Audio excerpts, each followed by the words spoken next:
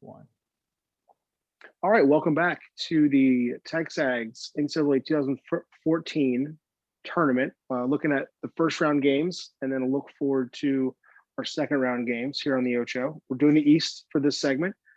This segment's brought to you by 12th Man Foundation. They hit me up for money today for my tickets, so they're right back in our lives after football season just ended. So shout out to them.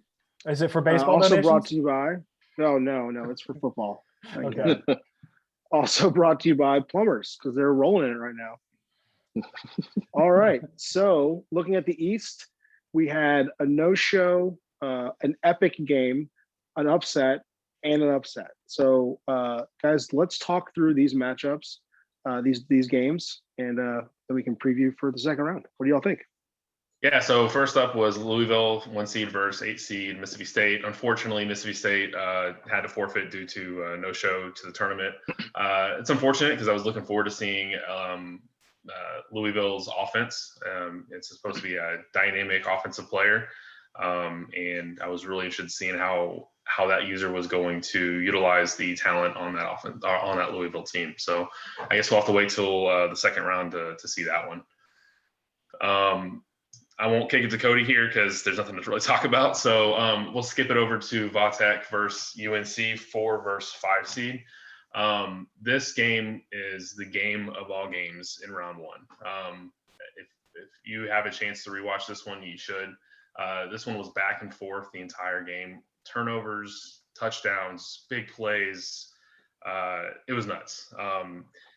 The story of the game, though, is in the end, UNC was driving with the ball to, I believe, win the game, and Vautech's defensive player on a run play stripped the ball out of UNC's running back's hand. Ball goes flying and ends up in the Virginia Tech's defensive player's hands.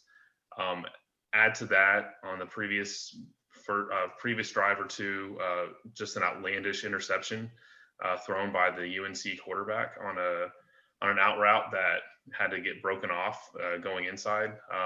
It's an unfortunate turn of events for that game because it was really, really close. It ended up being a close game, 56-49 barn burner type game, but definitely the game of the tournament so far.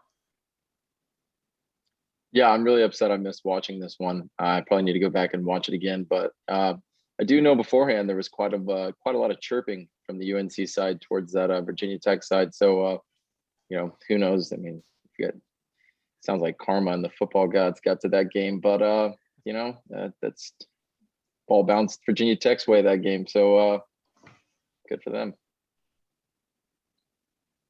All right, and then we'll go over to the second half of the bracket and start with Clemson and South Carolina, a rivalry game out on the East Coast.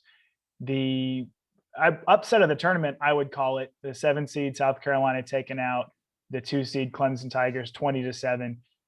I know the Clemson user; he has a good team and he's a good player. So I think South Carolina is poised to make some noise the rest of the tournament. Definitely I would call this the Cinderella story or the sleeper of the tournament so far. Yeah, I'd actually have to agree with the committee here. Surprisingly, not with their seeding clearly, but definitely with their kind of recap of this game. This was incredibly surprising in a lot of ways. If I were to predict an upset in this one, it certainly wouldn't have been a 20-7 game. But the fact that South Carolina was able to hold Clemson to 7 points is pretty incredible.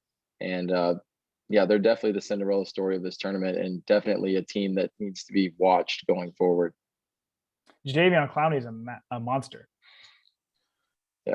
This Clemson, I'm going to butt in here. This Clemson team is stacked on offense. It is truly amazing that they only scored 7 points. Not to pile on to the Clemson user, but Taj Boyd, Sammy Watkins, there's another receiver I'm missing. But kudos to South Carolina. I was really impressed with that defense. Sorry, I just had to say a couple words. That's right. They announced their presence with a microphone in the first round. Yep, for sure. And then the second game we had, or I say second, the fourth game, the last game of the East round, we had the Florida State Seminoles, the 2013 national champions, taking on their rival, the Miami Hurricanes. And our boy Adam took them down.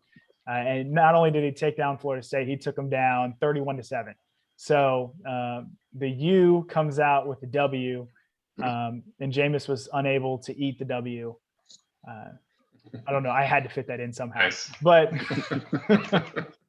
he definitely a surprising result in the sense that Florida State's a good team and they have a lot of talent. They have the Heisman winner on their team. He may not be ranked as highly in this game as he should be, but a great result there for Miami. And we have a 7 seed versus 6 seed in the second round. So make of that what you will. Yeah, I wish I could call it March Madness, but these games are being played in February. But yeah, here's another one that I called the committee out and said that this was a terrible seeding. And looks like I was validated once again here. But just an incredible game by Miami here, once again, offensively and defensively. That's a stacked Florida State team. And, you know, they really took it to, or Miami really took it to Florida State here. So good for them. Coach Smith, you got any words for this one? It was we played pretty flawless. They went down and scored, took an early lead, and then we came back and scored. And then after that, it was some big plays, forced 4 turnovers, and didn't turn the ball over. So unlike me, I'm a turnover waiting to happen all day long. So I was proud of that. But it's a rivalry game. You know, we're proud of how we played, and shutting down that offense was a lot of fun. So kudos to Florida State. It was a fun game, and looking forward to the second round. Speaking of the second round, let's take a look at these matchups. So first in the East, we're going to have C. Bennett and his Louisville Cardinals unseen versus Striker Ag and his Hokies that put up a ton of points and played over just an epic game in the first round. Yeah, so the East region continues to give us some Big East, or should I say ACC flavor in Louisville versus Virginia Tech. I'm looking forward to this game. Like I said in the seeding show, Virginia Tech's one of my favorite teams because of their defense. They have a very stout defense, and they're going to need every bit of it to match up against this Louisville team. I predicted at some point this Louisville team will score 100 points.